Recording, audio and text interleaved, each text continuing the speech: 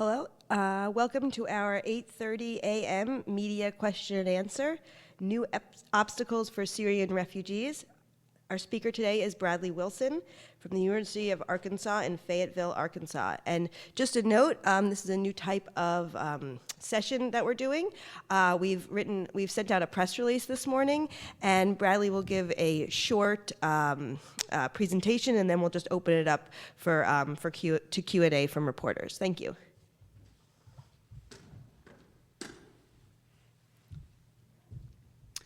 Hi, thank you for coming today.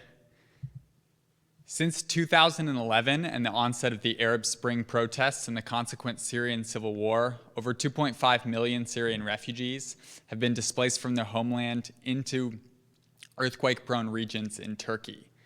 But these populations, as most temporary populations, are not accounted for in the data sources that we traditionally use in earthquake risk analyses. This is a really important issue because population statistics can drive how we estimate the severity of potential future earthquakes.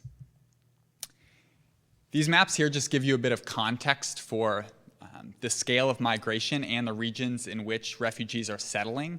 On the left, you can see both the camped and non-camped populations, compared to, on the right, the locations of active fault zones as well as historical earthquakes. And there's some pretty significant spatial overlap between these regions, which is where my research comes in to assess, using a couple of traditional risk analysis techniques, the impacts of including or foregoing these populations in these types of analysis. So I'm going to share those results with you today.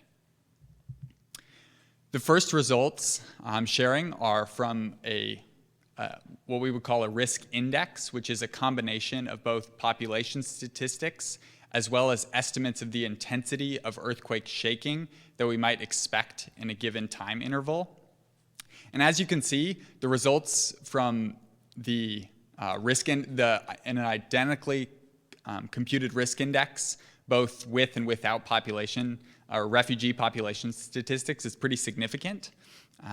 When you include refugee statistics, you can see on the right that the districts which score high on a risk index or shift significantly southward.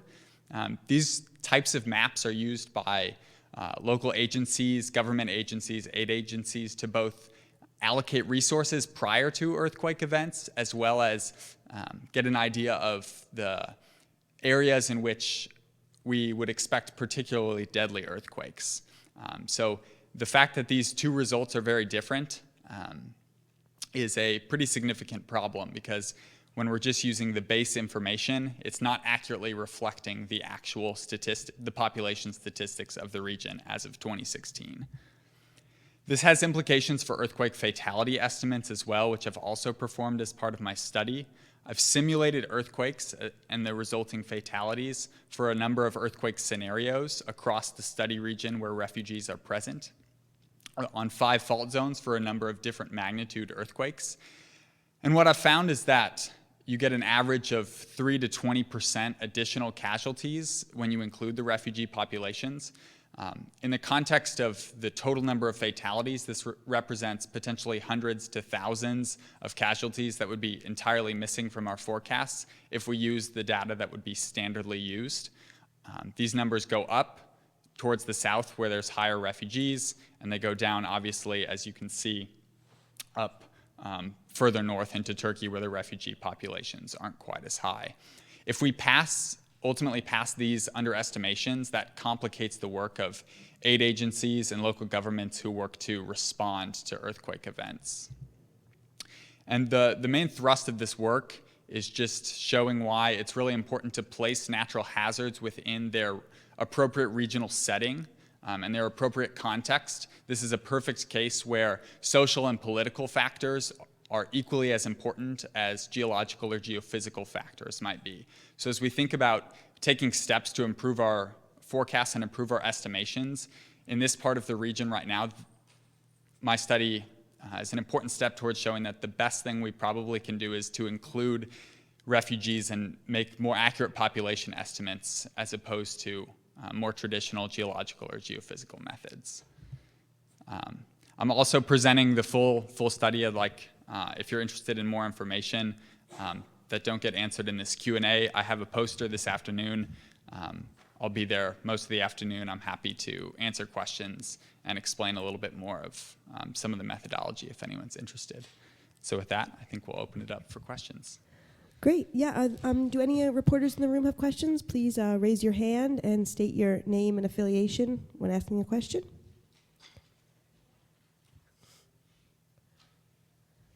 All right. Hi, I'm Tia Ghosh from Live Science. I guess the one thing I wonder is, to what extent do you think this will matter to Turkey's government? I mean, if they're addressing, an increase in mortality of 20%, if they're not doing enough now, may not necessarily change their calculations. So I'm just wondering. Yeah, absolutely.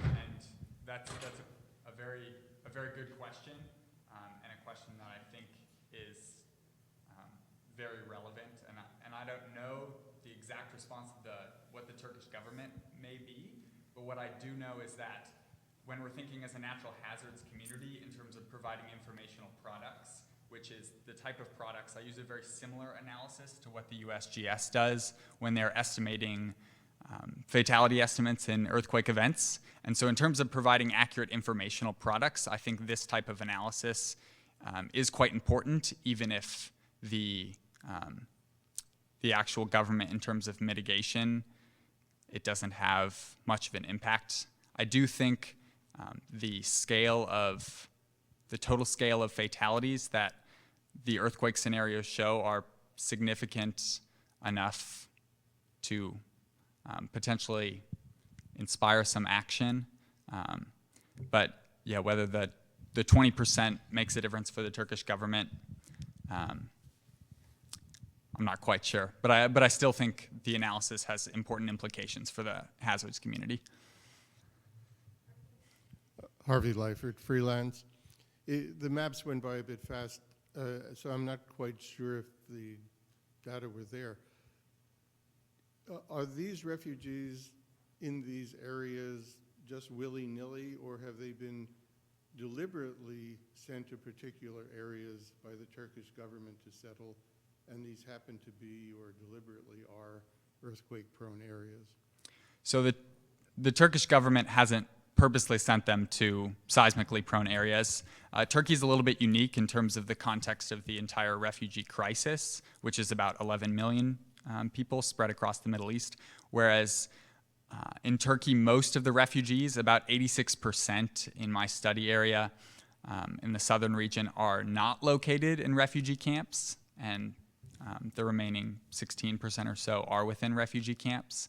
And so the data in terms of where exactly the non-camped refugees are has some uncertainty associated with it. We have the data I've used is from the United States Humanitarian Information Unit, and they provide sort of population bounds spatially at the province level. And so the specific in terms of like what households they're settling in, we don't know, but we do know that a majority of the refugee population is not located in refugee camps and is distributed amongst the local cities and villages. Yeah. Are there any other questions from reporters in the room? Do we have a question on the chat? Oh, I think we do have a question, I think, coming on the chat, so just hold on one second. She's still typing.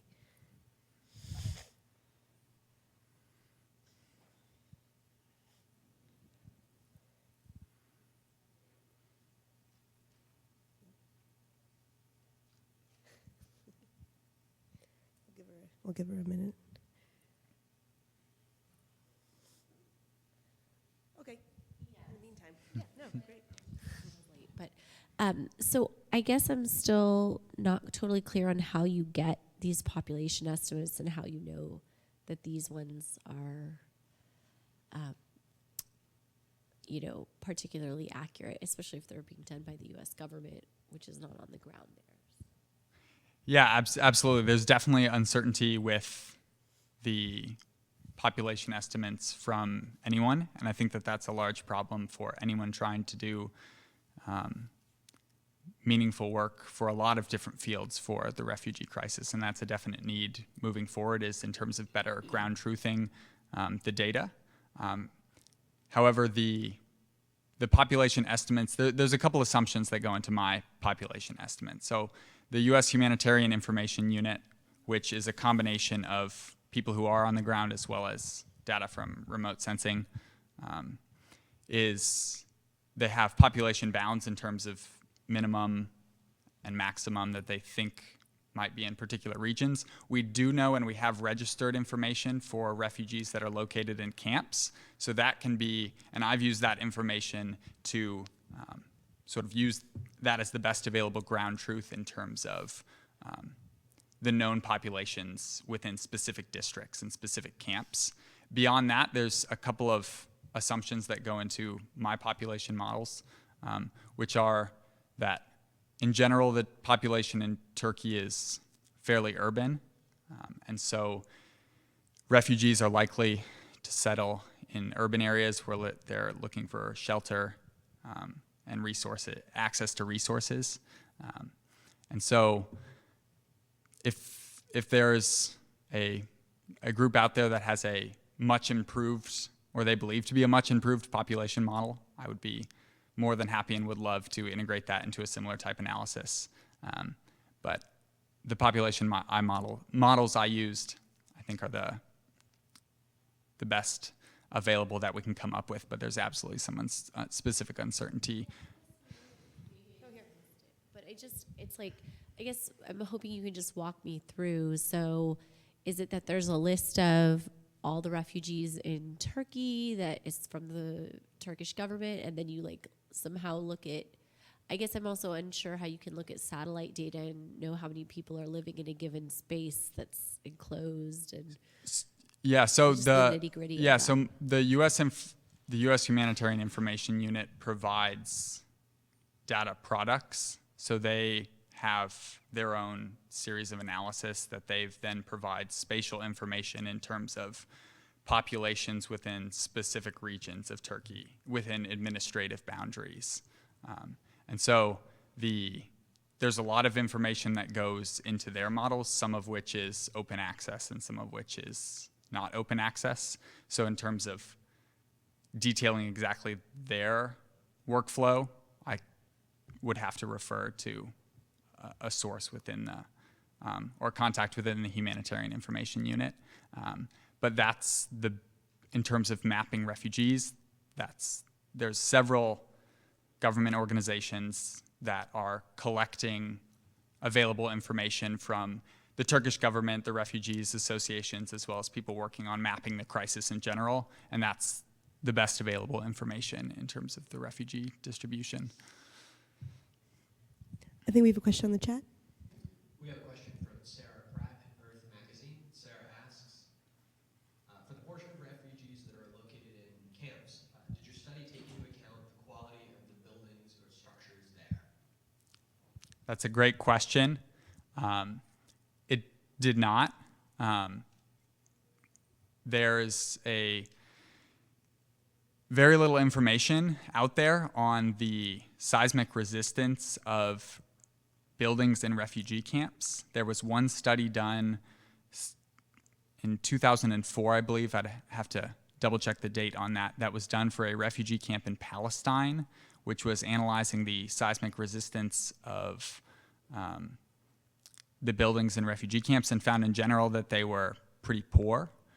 However, the types and structures within refugee camps vary greatly. There's two main types of refugee camps in Turkey. There's tent camps, which is the vast majority of population, and then there's container camps, which are, if you see the pictures that are often posted of formal refugee camps, those are the two types that you see, container camps and tent camps. Containers are those temporary structures. And so the extent of how a specific earthquake impacts, for example, a tent camp, you might expect the mortality rate to be pretty low in that, because buildings are the largest impact for drivers. But again, the refugee camp population across this study area specifically is quite small. And so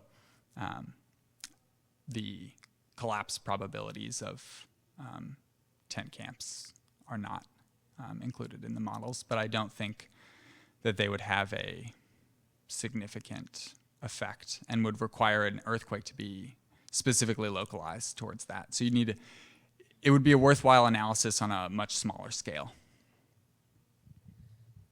Are there any other questions?